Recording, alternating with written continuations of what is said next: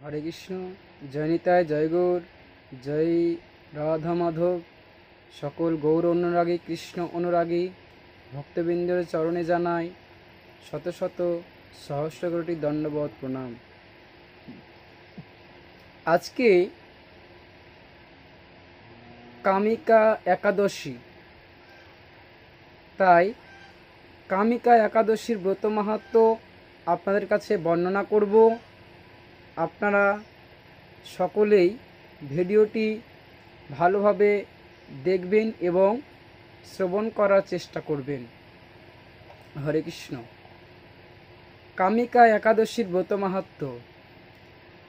সূর্যের কর্কট রাশিস্থ বৈষ্ণবীয় শ্রীধর বৈদিক নভস ও বাংলা নাম অনুসারে শ্রাবণ মাসের কৃষ্ণপক্ষের একাদশী তিথিকে কামিকা একাদশী তিথি বলা হয়। অর্থাৎ সংক্ষেপে বলতে গেলে শ্রাবণ মাসের কৃষ্ণপক্ষের একাদশী তিথিকে কামিকা একাদশী তিথি বলা হয়।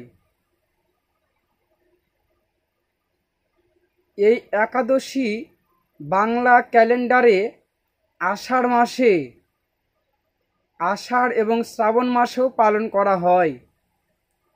ইংরেজি ক্যালেন্ডার এটি জুলাই আগস্ট মাসের সাথে মিলে যায়। বিশ্বাস করা হয় যে এই ব্রত পালনের মাধ্যমে ব্যক্তির ইচ্ছা পূরণ হয়। এই ব্রত পালনের মাধ্যমে জ্ঞানে অথবা অজ্ঞানে করা পাপ থেকে মুক্তি মেলে।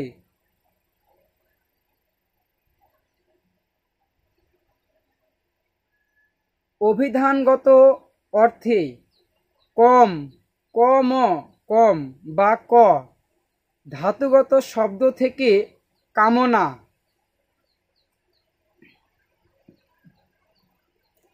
কামিকা ইত্যাদি বহু শব্দের উৎপত্তি হয়েছে।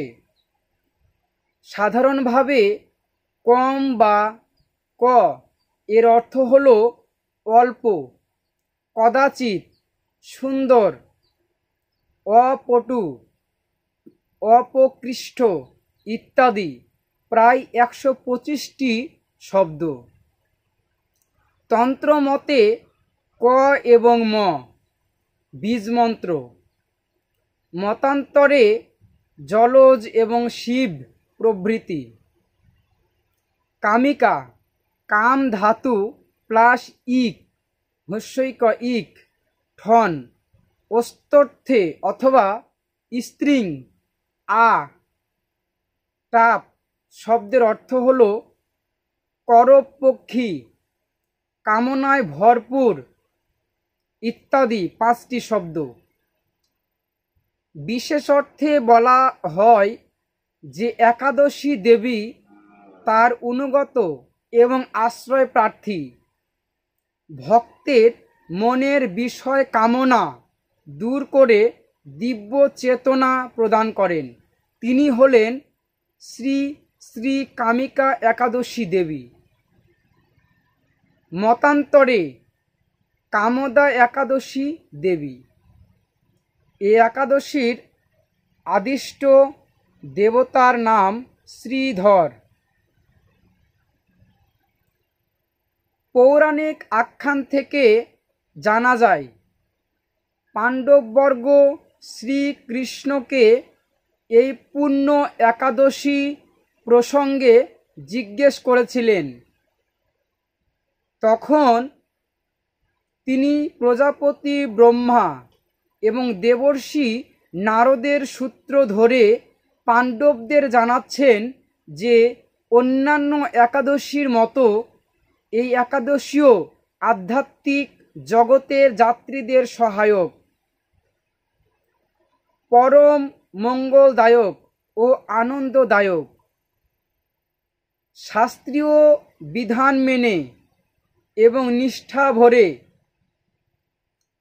এই ব্রত সমর্পণ করলে সাধকের বিষ্ণুলোকে প্রাপ্তি হয়। শ্রাবণ কৃষ্ণপক্ষিয়া কামিকা একাদশী সম্পর্কে ব্রহ্মবৈবর্ত পুরাণে যুধিষ্ঠির শ্রীকৃষ্ণ সংবাদে বলা হয়েছে। কামিকা একাদশী ব্রতের তাৎপর্য। কামিকা একাদশী মোক্ষ প্রদান করে। কামিকা একাদশী ব্রতের গুরুত্ব বর্ণনা করেছেন স্বয়ং ভগবান কৃষ্ণ। বিশ্বাস করা হয় এই ব্রত পালনের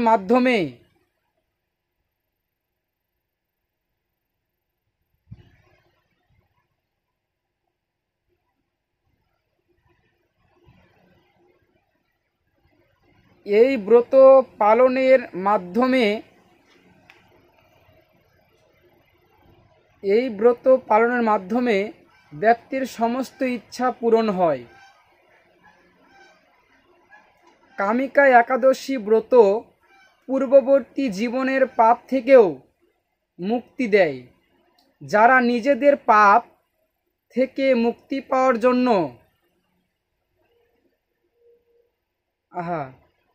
একাদশী ব্রতর চেয়ে ভালো আর কোনো দ্বিতীয় উপায় নেই। যারা নিজেদের পাপ সম্পর্কে ভয় পায় তাদের পাপ থেকে মুক্তি পাওয়ার জন্য এই একাদশী ব্রত পালনের চেয়ে আর কোনো দ্বিতীয় উপায় নেই। একাদশীর দিন ভগবান বিষ্ণুর পূজা করা হয় অত্যন্ত লাভদায়ক।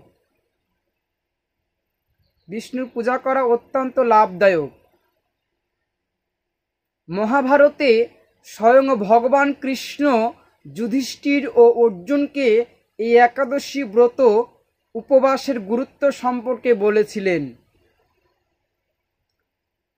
কামিকা একাদশী ব্রতের পূজার বিধি। কামিকা একাদশীর দিন যারা ব্রত করবেন তাদের খুব ভোরে ঘুম থেকে উঠে স্নান করে পরিষ্কার বস্ত্র পরিধান করা উচিত। প্রথমে ব্রতের সংকল্প গ্রহণ করুন এবং চারিদিকে গঙ্গাজল ছিটিয়ে ও গঙ্গাজল দিয়ে পূজার স্থান শুদ্ধ করে নিন। এই দিনে ভগবান বিষ্ণুর পুজো করা হয়। দুগ্ধ, পঞ্চামৃত, ফল, হলুদ, ফুল, তিল ইত্যাদি শ্রীহরিকে অর্পণ করুন। এই দিন বেশিরভাগ সময় ভগবান বিষ্ণুর নাম স্মরণ করে ব্যয় করুন। এই দিনে ব্রাহ্মণ ভোজন করান এবং দক্ষিণা দিন। যদি এটি সম্ভব না হয় তাহলে আপনার সাধ্যমতো অভাবীদের সাহায্য করুন। একাদশীর পূজায় বিষ্ণু সহস্রনাম পাঠ অবশ্যই করুন। শ্রীকৃষ্ণ পাণ্ডবদের উপদেশ দিচ্ছেন। পৌরাণিক আখ্যানটি হল, যুধিষ্ঠির মহারাজ শ্রীকৃষ্ণকে বললেন, হে গোবিন্দ, হে বাসুদেব, শ্রাবণ মাসের কৃষ্ণপক্ষের একাদশীর নাম এবং মাহাত্ম্য সবিস্তারে আমার কাছে বর্ণনা করুন। তা শুনতে আমি অত্যন্ত কৌতূহলী। প্রত্যুত্তরে ভক্তবৎসল ভগবান শ্রীকৃষ্ণ বললেন, হে রাজন, পূর্বে দেবর্ষি নারদ প্রজাপতি ব্রহ্মাকে এই প্রশ্ন করলে তিনি যে উত্তর প্রদান করেছিলেন আমি এখন সেই কথাই বলছি। আপনি মনোযোগ সহকারে তা শ্রবণ করুন।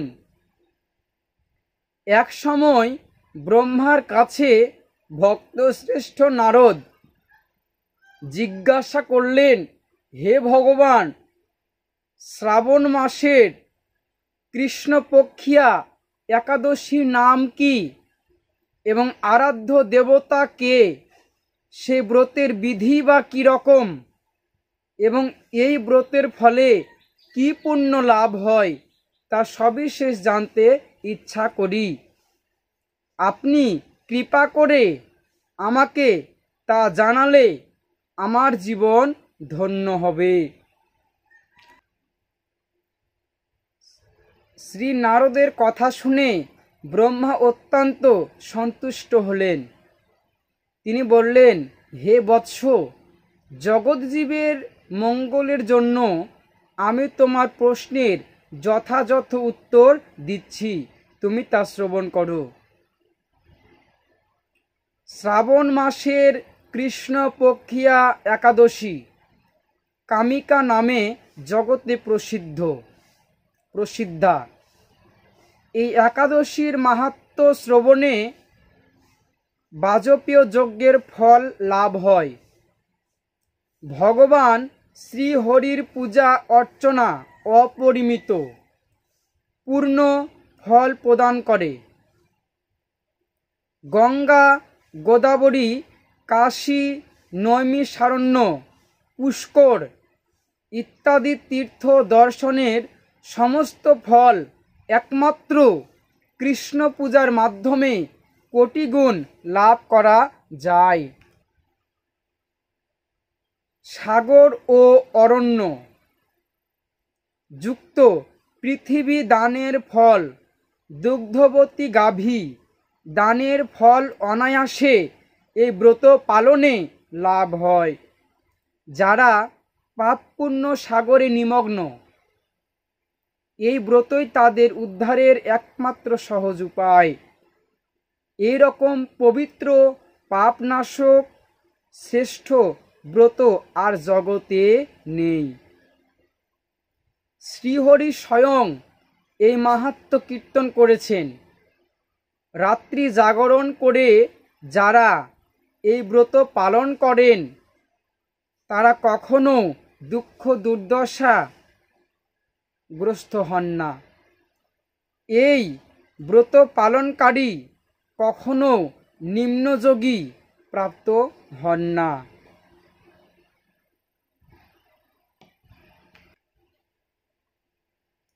কেশবপ্রিয়া তুলসী পত্রে যিনি শ্রীহরির পূজা করেন, পদ্ম পাতায় জলের মতো তিনি পাপে নির্লিপ্ত থাকেন। তুলসী পত্র দিয়ে বিষ্ণু পূজায় ভগবান যেমন সন্তুষ্ট হন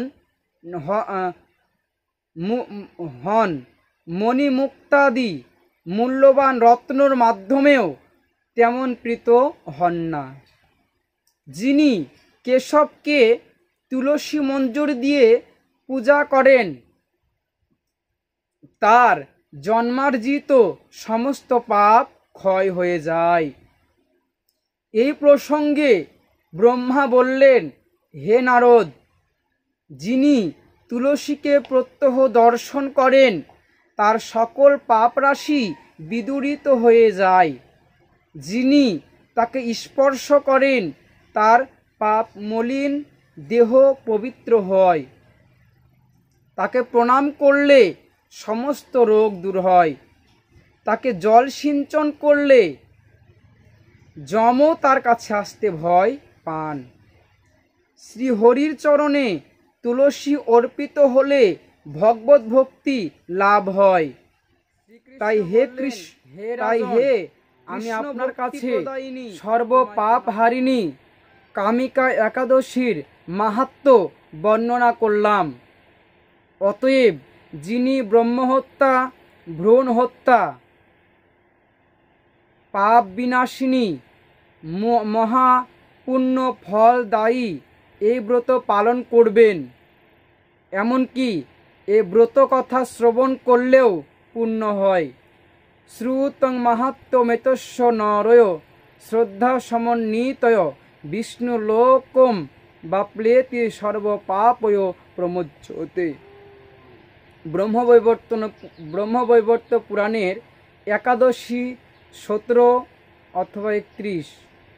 এ মাহাত্ম্য শ্রদ্ধা সহকারে পাঠ অথবা শ্রবণ করবেন, তিনি সর্বপাপ থেকে মুক্ত হয়ে বিষ্ণু লোকে গমন করবেন। হরি বল, হরে কৃষ্ণ।